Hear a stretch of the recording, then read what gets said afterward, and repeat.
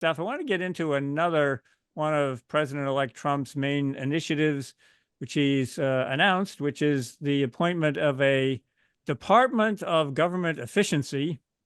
Almost sounds like a contradiction in terms, but it is not an actual department. That's kind of a name. And it would be more of a commission chaired by Elon Musk and Vivek Ramaswamy. Not a whole lot of details about it. I guess the intent is very broad-based to try to find savings from waste and inefficiency, duplications. So exactly how this would work and how big its mandate would be, we're not sure. On the campaign trail, Elon Musk, when he proposed this, indicated that they would try to find $2 trillion worth of savings out of the $6.5 trillion budget.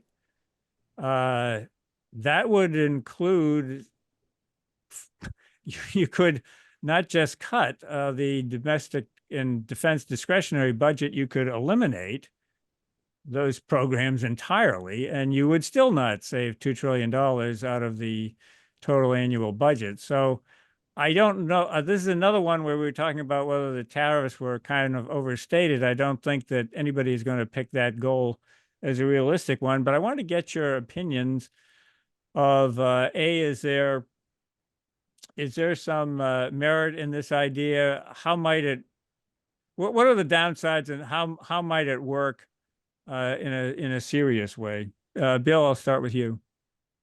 Well, I think you're absolutely correct that we only have a kind of a statement out of the president yesterday in terms of setting up this this commission. It is a commission, though they're using the nickname DOGE, Department of Government Efficiency, to characterize it.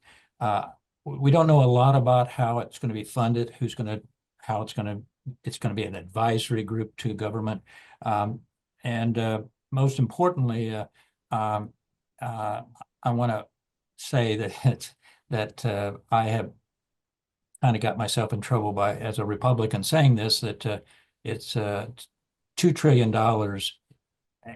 It is, when he said $2 trillion, you kind of clarified it, Bob, as being 1 year. I don't know. Is it 1 year, 2 years, 10 years? I don't know. So it's a lot of uncertainties here. But the one thing that was in the president's statement setting this up yesterday was that the report was the commission must be completed by no later than July 4th, 2026, halfway through.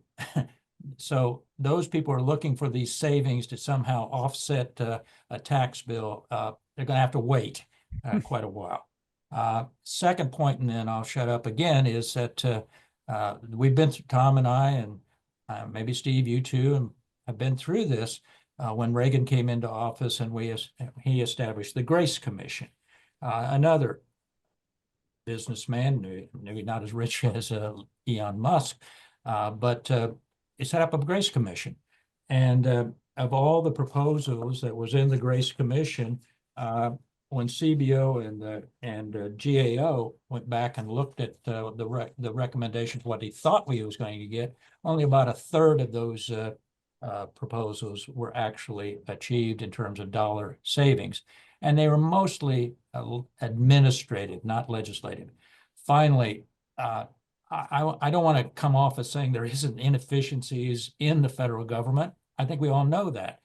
The GAO recent report, as it relates to waste, fraud, and abuse, came up with a figure of about $230 billion. But guess where most of that was?